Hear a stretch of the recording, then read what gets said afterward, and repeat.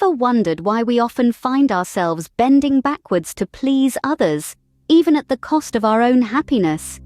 It's a common predicament, isn't it? We're all familiar with the feeling of being pulled in different directions, trying to meet everyone's expectations, appeasing everyone around us. This is the people-pleasing dilemma. This scenario has become so pervasive in our society that it often goes unnoticed. But why do we do it? Why do we try to meet others' expectations, even when it goes against our own needs and values? Well, it's not as simple as it seems. It's not just about being nice or making others feel good. It's deeper than that.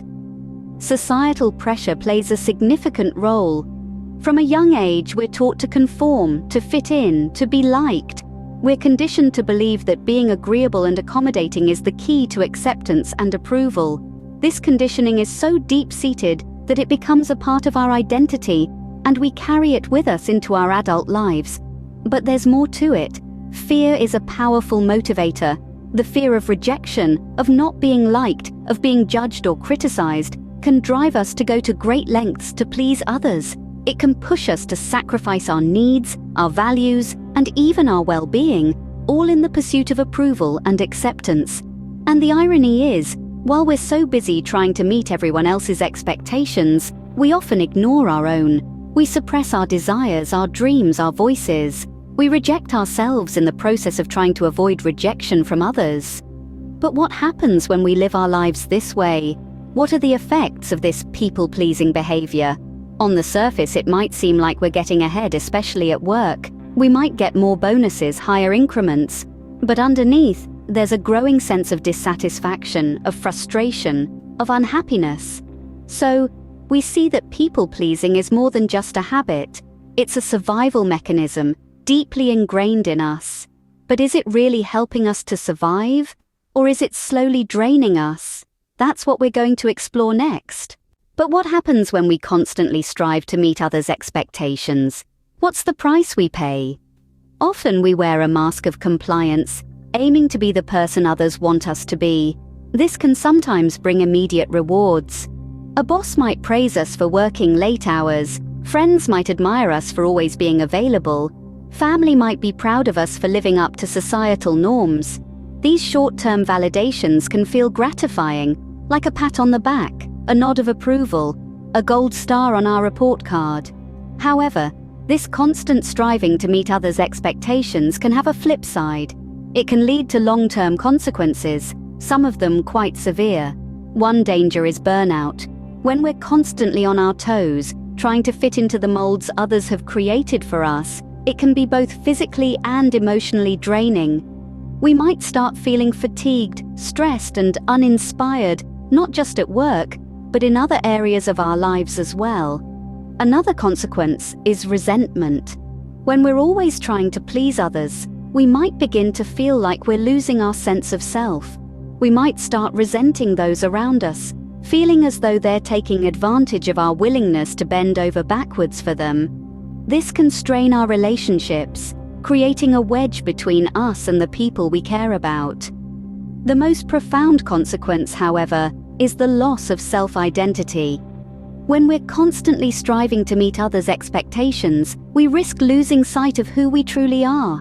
We might forget our own values, our own dreams, our own voice. We become a puppet, moving to the rhythm of others' desires, rather than dancing to our own tune. The irony is, in trying to meet others' expectations, we often end up losing ourselves. We pay the price of our own happiness, our own peace, our own authenticity. As we navigate through life, it's essential to remember that it's not about pleasing others, but about being true to ourselves. That's the path to genuine contentment, to true fulfillment, to mastering calm. So, why do we often ignore our inner voices, our own needs and desires? Well, the fear of judgment can be a powerful deterrent. We worry about how others perceive us, fearing that if we don't conform to their expectations, we might be criticized or ostracized. It's a fear deeply ingrained in our social consciousness, a relic from times when survival depended on being part of a group. Sometimes, we are afraid of isolation. We don't want to feel alone or left out, so we try to fit in, even if it means suppressing our own desires and needs.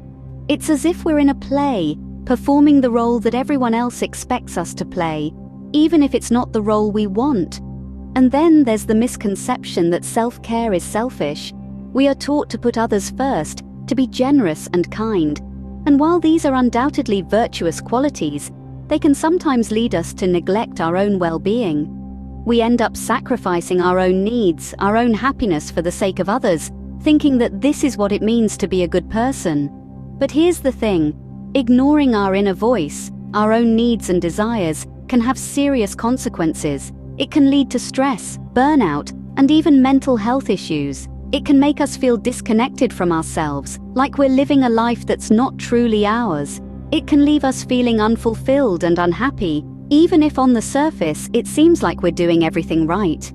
Listening to our inner voice is not just about self-care. It's about honoring our true selves, our own values and desires. It's about living a life that feels authentic and meaningful to us. And isn't that what we all want at the end of the day? Ignoring our inner voice is akin to ignoring our true selves. But there's a way out of this cycle. Stay tuned to find out how we can overcome this, how we can start honoring our inner voice and living a life that feels true to us. So you are wondering, how do we break free from this cycle of people-pleasing and meeting others' expectations? We begin by recognizing that this is a cycle, a loop that we've fallen into, perhaps without even realizing it. The first step to breaking free is awareness. We need to identify and acknowledge the behaviors that are causing us distress. The next step is to prioritize our own needs. This is not about being selfish, but about self-care. It's about understanding that our own happiness, well-being, and fulfillment are just as important as those of the people around us. It's about realizing that we can't pour from an empty cup, and that it's okay, even necessary, to refill our own cup first. We must also learn to set boundaries. Boundaries are not walls. They are not intended to isolate us or keep others out. They are guidelines, rules that we set for ourselves to define what is acceptable and what is not. They help us maintain our integrity and protect our peace of mind. Stating our position clearly is another crucial step. This might seem daunting at first, particularly if we've spent years trying to avoid conflict or confrontation. But stating our position doesn't mean we have to be confrontational or aggressive. It just means we need to be clear, direct, and assertive about our needs and expectations. We also need to let go of the fear of others' opinions. It's natural to want to be liked and accepted. But when this desire becomes a compulsion, it can lead to a lot of unnecessary stress and anxiety. We need to understand that it's okay if not everyone likes us. In fact, it's impossible to please everyone all the time. The most important thing is to be true to ourselves, to be authentic and genuine in our interactions with others.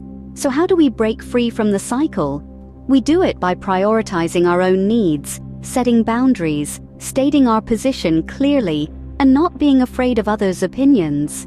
We do it by understanding that it's okay if not everyone likes us. Remember, it's not about pleasing everyone. It's about being true to yourself. So, what have we learned today? We've uncovered the reasons why we often fall into the trap of people-pleasing, why we strive to meet others' expectations, and why we sometimes ignore our own inner voices.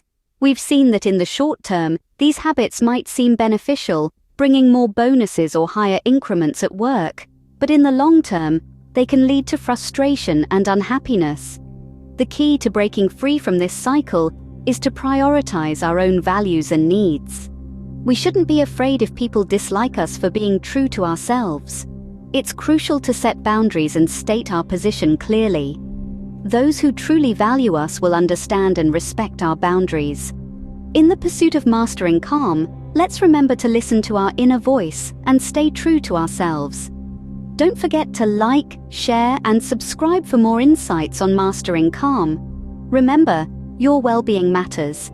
Stay true to yourself, and you'll find the balance you seek.